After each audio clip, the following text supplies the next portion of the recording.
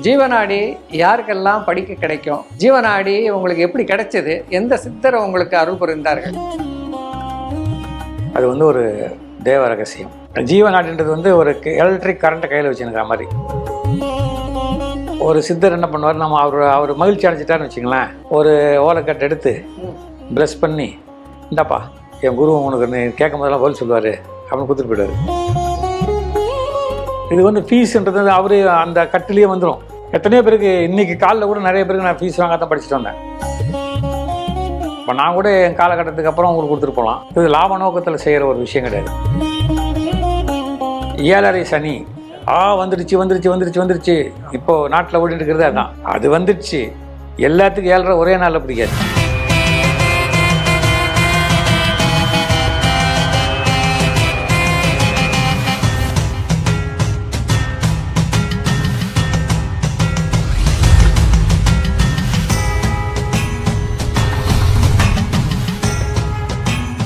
ஜீவநாடி யாருக்கெல்லாம் படிக்க கிடைக்கும்? யாராலும் படிக்க முடியும்? நீங்கள் ஒரு அரசு அதிகாரி. ஜீவநாடி உங்களுக்கு எப்படி கிடைச்சது? எந்த சித்தர் உங்களுக்கு அருள் புரிந்தார்கள் சொல்ல முடியுமா? ஜீவநாடி யாருக்கு வேணாலும் கிடைக்கலாம் சார்.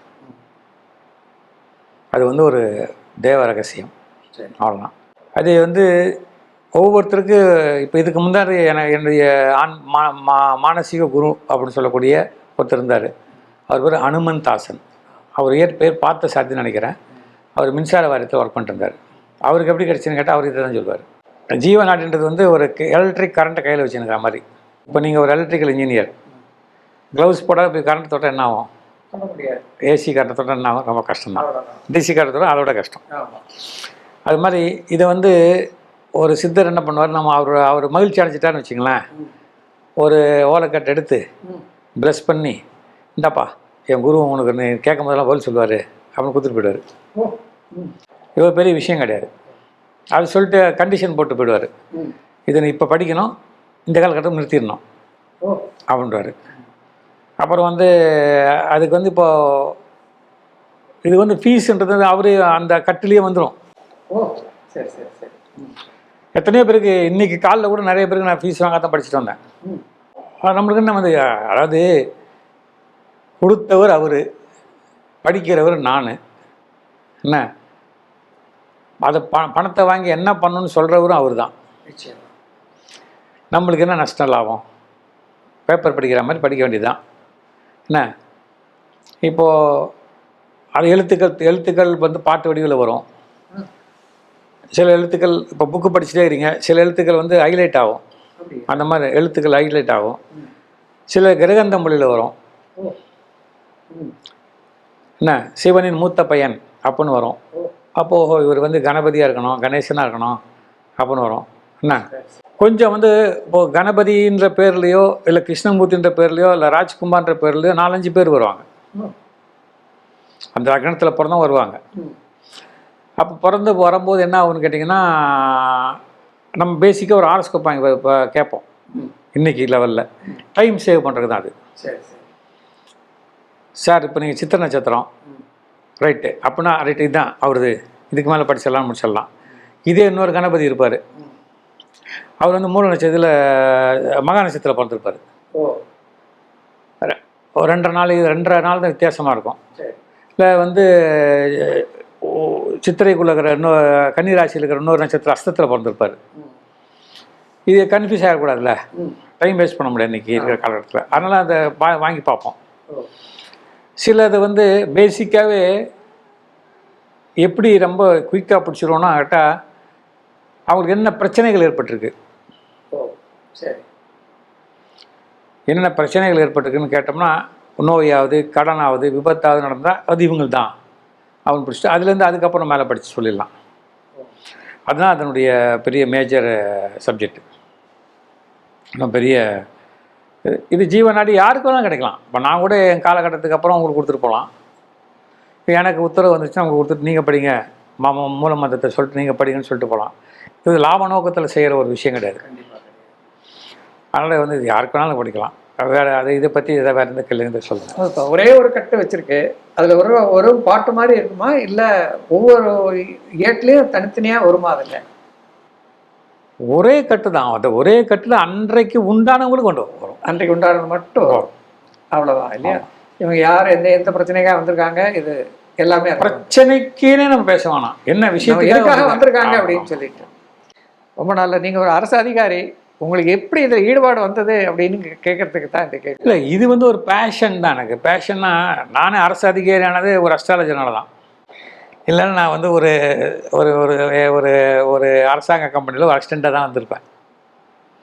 இவ்வளோ பெரிய எக்ஸாமெல்லாம் பாஸ் பண்ணி நான் வந்து ஒரு பெரிய ஒரு நிறுவனத்தின் ஒரு ஒரு ஒரு தலைமை பொறுப்பில் போய் இருந்திருக்க மாட்டேன். ஒரு பெரிய அரசியல் ஒரு ஒரு ஒருத்தர்கிட்ட போய்ட்டு இருந்து வேலை செஞ்சுருக்க மாட்டேன். இவ்வளோ நாலேஜ் எனக்கு வந்திருக்க வாய்ப்பு இல்லை. ஆனால் அந்த அந்த அவர் பேர் நான் சொல்லுவேன். அவர் பாபு ஜோதிடர்னு பேர். அவர் அந்த காலத்தில் கோவிந்தப்ப நாகேஸ்வரியில் இருந்தார். நம்பர் 123 கோவிந்தப்ப நாகேஸ்வரியில் இருந்தார். அவர் சும்மா சாதாரணமாக சொல்லுவார். அவர் சொன்ன ஒரு வார்த்தை தான் அது. அப்போ தான் நினச்சேன், நம்ம வந்து நம்மளை யாருமே படிக்கவே மாட்டேன், வேலைக்கு போக மாட்டேன்னு சொன்னாங்க எல்லாம் சுற்றி இருக்கிற மக்கள்லாம். இப்போ நம்ம பெரிய அதிகாரியாக இருக்கோம், அப்புறம் அது ஜோதிடத்தில் ஏதோ விஷயம் இருக்குது அப்படின்னு சொல்லிட்டு நான் வந்து அதில் இன்ட்ரெஸ்ட்டாக நான் கற்றுக்க ஆரம்பித்தேன். அப்போது தான் ஞானதேசிகர் வந்து எனக்கு அறிமுகமானார், என்னுடைய குரு. ஞானதேசிகர் அறிமுகமானோன்னா அவர் வந்து எப்படி பார்க்கக்கூடாதுன்னு சொல்லி கொடுத்தாரு. எப்படி பார்க்கக்கூடாதுன்னு சொல்லி கொடுத்தாரு. அது ஒரு பெரிய. அப்புறம் பாலஜோசியர்னு ஒருத்தர் இருந்தார், கேள்விப்பட்டீங்கன்னா? பாலஜோதிர் நம்ம திருத்துவார், வித்வான் லக்ஷ்மணன், கேள்விப்பட்டீங்களா? அவர் வந்து என்ன காரணத்துக்காகவும் என்னை ரொம்ப அன்றைக்கி அவருடைய கேகே நகர் ஆஃபீஸில் கூப்பிட்டு போய் நிறைய விஷயம் சொல்லிக் கொடுத்தாரு. சொல்லிக் கொடுத்தம்போது எப்படி பிரித்து படிக்கணும், ஒவ்வொரு கிரக விசாரணை அப்படின்னு ஒன்று இருக்குது. ஒரு கிரகத்தை விசாரணை பண்ணணும். அந்த கிரகம் அங்கே என்ன இருக்குது, அது இளமையாக இருக்கா, பருவத்தில் இருக்கா, வயதானதா, அப்போ ஒவ்வொன்றும் ஒவ்வொரு விஷயம் நடக்கும். இப்போ இளமையில் நீங்கள் வந்து ஒரு விளையாட்டு விளையாடுவீங்க, ஒரு படிப்பீங்க, நடு வயசில் ஒரு பொறுப்பில் இருப்பீங்க, முதுமையில் ஒரு இருப்பீங்க, கல்யாணம். அந்த மாதிரி கிரகத்துக்கு அந்த அந்த கட்டத்துக்குள்ளே அந்த ஒவ்வொரு டிகிரிக்கு ஒரு விஷயம் இருக்குது.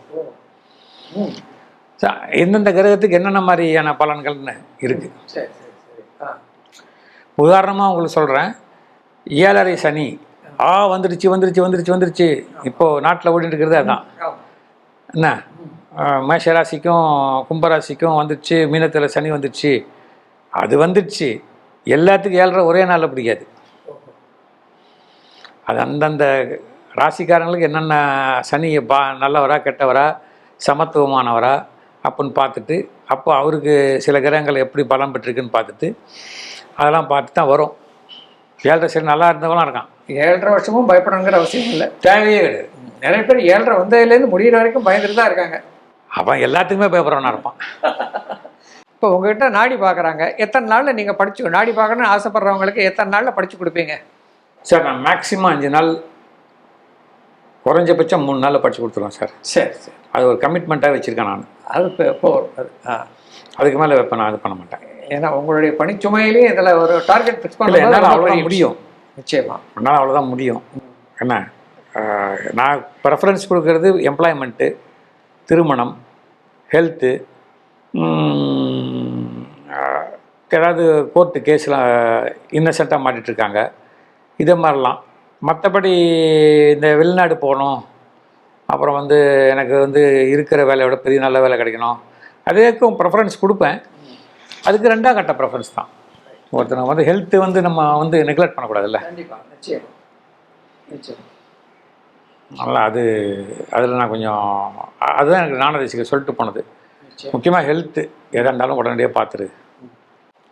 ஏன்னா இது இப்போ பார்க்குறவங்களுக்கு நிச்சயமாக உங்ககிட்ட கொடுத்தாச்சுன்னா நிச்சயம் ஒரு 3 நாள் 5 நாளைக்குள்ள படித்து கொடுத்துருவாருங்கிற ஒரு அஷூரன்ஸ் இப்போ நம்ம இப்போ கிடைக்கும். கண்டிப்பாக இனிமேல் எனக்கு கிடைக்கலன்னு யாரும் இனிமேல் சொல்ல மாட்டாங்க. இல்லை, ஒருத்தர் ஃபோன் பண்ணார், ஒருத்தர் ஃபோன் பண்ண ஃபீஸ் எல்லாம் அகத்திட்டு தான் உங்களுக்கு சொல்கிறாரான்னு கேட்குறாரு. அவருக்கு நான் என்ன பதில் சொல்ல முடியும்?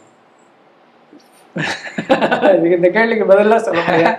இப்போ நீங்களே சொன்னீங்க, நாடியில் அவங்க வாங்காதேன்னு வரும்னு சொல்லியிருக்கீங்க. இதுக்கு ஒரு நம்பிக்கையும் வேணும். முதல்ல அகஸ்தியர் சொல்லுவாருனாக்கா, அகஸ்தியர் தானே நாடி சொல்கிறாரு, இது சொல்கிறவர் அவர் சொல்ல மாட்டாரா? ஒருவேளை அவருக்கு நினச்சிக்கிட்டேன். சரி, அவருக்கு நான் ஒன்றும் பதில் பேசிக்கல. அவர் எங்கேருந்து பேசினாரு பதிவுலேயே நான் சொல்கிறேன். அவர் துறையூர்லேருந்து ஒரு வில்லேஜ்லேருந்து பேசுகிறாரு. அவர் வந்து தன்னோட பேரை மாற்றி பேசுகிறாரு. அவர் பேர் கீர் எல்லாமே அகத்தியர் சொல்லிட்டாரு. நான் பார்த்தேன் இவ்வளவும் வந்துடுச்சு, தம்பி நல்லா இருக்கட்டும் அப்படின்னு சொல்லி விட்டேன். உண்மையாக பேசுகிறவங்க எதுக்காக மறைச்சு பேசணும்? அதாவது அதுதான் சித்தரையோ ஜீவனாடியோ இந்த மாதிரி சோதிக்கிறவங்களுக்கெல்லாம் சரியான இது கிடைக்காது. அது காலையில் 7:30 மணிக்கு ஃபோன் பண்ணி எனக்கு அவருக்கு எந்த விஷயம் கிடையாது, தப்பு கிடையாது. நிச்சயமா இவர் யாருன்னு பார்த்தா டெலிஃபோனில் பேரெல்லாம் மாற்றி வருது. ஆனால் அவர் பேர் என்ன பேர்? அவர் பேர் முருகேசன் நினைக்கிறேன். முருகேசன் அவர் பேர். துறையூரில் ஒரு எந்த தெருவில் எந்த இது பேசுகிறாரு, அவர் நிலைமை என்னன்றது எல்லாம் தெளிவாக சொல்லிட்டாரு. சரி விட்டுருங்க, அவ்வளோதான். நம்மளுக்கு என்ன வந்துச்சு? போலி ராஜ்குமார் நிறைய பேர் இருக்காங்க, தெரியுமா உங்களுக்கு? இது வேறையா? ஆமாம். நீங்கள் இது வரைக்கும் ஒரு ராஜ்குமார் தான் பார்த்துருக்கோம். நீங்கள் அன்றைக்கி ஒரு அம்மா வந்து பாவம் அரும்பாக்கத்தில் போய் வெயிட் பண்ணியிருக்காங்க. அவர் போலி அவர் கடைசியில் பார்த்துட்டு என்னோடய வீடியோ முகத்தை பார்த்துட்டு போலி ராஜ்குமார். கரூரில் ஒரு அம்மா வந்து குற்றாலத்து வரைக்கும் போயிட்டு அங்கே ஏமாந்துருக்காங்க. நான் ஏம்மா ஃபோன் நம்பர்லாம் கரெக்டாக இருக்கேம்மா, ஏம்மா நான் தான் வீடியோவில் வரேனேண்ணா. இல்லைங்க நாங்கள் ஒரு அவசரமாக போனோம், நாங்கள் தான் வாங்கன்னு கூப்பிட்டாங்க. இது கொஞ்சம் கஷ்டமான விஷயந்தான். இது வந்து பேசுகிறதுக்கு கஷ்டமான விஷயந்தான். இது வந்து ஒரு சிவபெருமான் கொடுத்த ஒரு தொழில், ஒரு விஷயம். 8ஆவதுல கணிதம் வைக்கிறாரு. 8ஆவதுல கணிதம் வைக்கும்போது சிவபெருமான்கிட்ட போய் விளையாடுற கதையாயிரும். இம்ப்ரெஷனேஷன் அது வந்து தப்பு, சட்டப்படி தப்பு. அப்போ ஒருவேளை அந்த போன குடும்பமோ இல்லை போன மக்களோ போன ஆணோ பெண்ணோ கம்ப்ளைண்ட் பண்ணாங்கன்னு வச்சுங்க, கண்டிப்பாக இம்ப்ரெஷனேஷனுக்கு குறைஞ்சபட்சம் ஒரு 7 வருஷம் கடுங்காவல் தண்டனை இருக்குது. ஆமாம், போலிகள் வந்து கலப்படம் மாதிரி அது பண்ண முடியாது. சந்திராஷ்டமம்னா என்ன, அதனுடைய நல்லது கெட்டது என்னன்னு சொல்லுங்களேன். இது ஒரு ரொம்ப டெக்னிக்கலான கேள்வியாக இருந்தாலும் இது ரொம்ப நாளாக மக்களுக்கு தெரிஞ்சும் தெரியாமல் இருக்கிற ஒரு விஷயம். சந்திரன் உங்களுடைய ராசிக்கு 8இல் சஞ்சாரிக்கும் பொழுது சந்திராஷ்டமம்னு சொல்லணும். 8 என்பது மறைவு ஸ்தானம் அப்படின்னு ஒரு விஷயம் இருக்குது. அந்த 8ல் சந்திரன் மறைவு ஏற்படும் போது என்ன ஆகுன்னு கேட்டிங்கன்னா, நம்மளுக்கு இன் ஜென்ரலாகவே மனம் வந்து ஒரு ஒரு ஒரு நிலைப்பாட்டில் இருக்காது, அவ்வளோதான். இது வந்து ரொம்ப பயந்துக்கிட்டு இருக்க வேண்டிய அவசியம் கிடையாது. சந்திராஷ்டமத்தில் அன்னைக்கு ஒரு முக்கியமான முடிவுகள் எடுக்க வேண்டாம், ஒரு நல்ல முடிவுகளை கொஞ்சம் ஒரு தள்ளி போடலாம். அது வந்து சில நேரங்கள் தள்ளி போட முடியாத விஷயங்கள்லாம் இருக்கலாம். ஒரு கல்யாணத்துக்கு போகிறது, ஒரு நிகழ்ச்சிகளுக்கு போகிறது, ஒரு மருத்துவத்துக்கு போகிறதெல்லாம் தள்ளி போட முடியாது இருக்கலாம். அப்படி தள்ளி போட முடியாத போது ஜீவநாடி என்ன சொல்லுதுன்னா, சின்ன சின்ன பரிகாரங்கள். சந்திரனுக்கு உகந்த விஷயம் வந்து அரிசி, நல்லா பச்சரிசியை பொங்கல் பண்ணி தானம் கொடுத்துடலாம். அது ஒரு பெரிய பரிகாரம். தயிர் தானம் கொடுக்கலாம். சரி. இல்லை போகிற வழியில் ஒரு பெருமாள் கோயில் இருந்துச்சுன்னா பெருமாள் கோயிலுக்கு போய்ட்டு ஒரு அர்ச்சனை பண்ணிவிட்டு போயிடலாம். அர்ச்சனை பண்ணிட்டு இல்லை கும்பிட்டு போயிடலாம். இது 3மே நல்லா ஒர்க் அவுட் ஆகுது பரிகாரங்கள். ஒரு பெரிய ஒரு பயந்துக்க வேண்டிய விஷயம் இல்லை. அது எல்லா சந்திராஷ்டமும் 24 ஹவர்ஸ் இருக்குன்னு சொல்லுவாங்க, அப்படிலாம் கிடையாது. அவங்க நட்சத்திர பாதைகளுக்கு தகுந்த மாதிரி மேக்ஸிமம் ஒரு 11 மணி நேரம் தான் இருக்கும். சம்டைம்ஸ் இரவில் கூட வந்துட்டு போயிடும் அந்த நட்சத்திரங்களுக்கு. சில ஆப்பில் வந்து கரெக்டாக அவங்க நட்சத்திர பாத்திரத்தை போட்டால் எத்தனை மணிக்கு வரைக்கும் இருக்குதுன்னு கரெக்டாக சொல்லிடுறாங்க. அந்த 2 நாள் இருக்கும் அந்த எஃபெக்ட் இருக்கும். கொஞ்சம் உடம்பு வலி அந்த மாதிரிலாம் இருக்கலாம். அதெல்லாம் ஒரு பெரிய ஒரு சமாச்சாரமாக நம்ம எடுத்துக்க முடியாது.